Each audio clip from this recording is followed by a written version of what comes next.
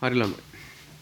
21 වෙනි ප්‍රශ්නේ කියනවා අරය 7 cmද උස 7 cmද වන ඍජු වෘත්තාකාර සිලින්ඩරයක වක්‍ර පෘෂ්ඨයේ වර්ගඵලය මුලින්ම ළමයි සිලින්ඩරයක් දාගන්න. මෙන්න මම සිලින්ඩරයක් දානවා. මේකේ වක්‍ර පෘෂ්ඨය කියන්නේ මොකද්ද? මේ මෙයාට. වක්‍ර පෘෂ්ඨය කියන්නේ මෙයා.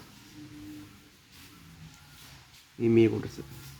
මං එයා ත්‍රිමාණව ගත්තොත් ළමයි ඊට පස්සේ මම මේ හරිය නිකන් කතුරකින් වගේ එකකින් කපලා මම මේක දිග ඇරියොත් මෙහෙම.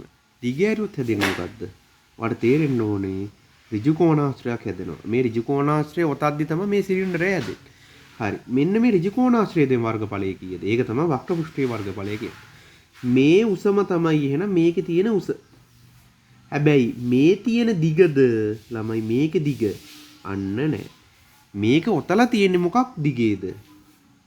වෘත්තයක් වටේ තමයි ඔතලා තියෙන්නේ. එහෙනම් මේ වෘත්තයේ තියෙන මොකද්ද? වෘත්තයේ පරිධිය තමයි ළමයි මේ ඍජු කෝණාශ්‍රයේ දිග වෙන්නේ.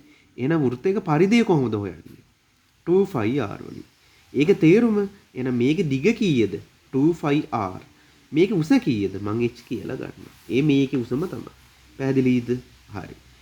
එහෙනම් ළමයි මට මේ වක්‍ර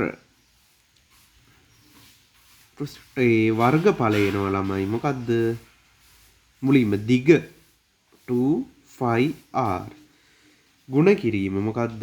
h කියලා එනවා. ඇයි ඍජු කෝණාශ්‍රයක වර්ගඵලය හොයන්නේ දිග ගුණ කිරීම පළලෙන්. දැන් දිග 2πr නම් උස h පළල h නම් මේක 2πr h වෙන්න ඕනේ. හරි. දැන් මේක හදමු.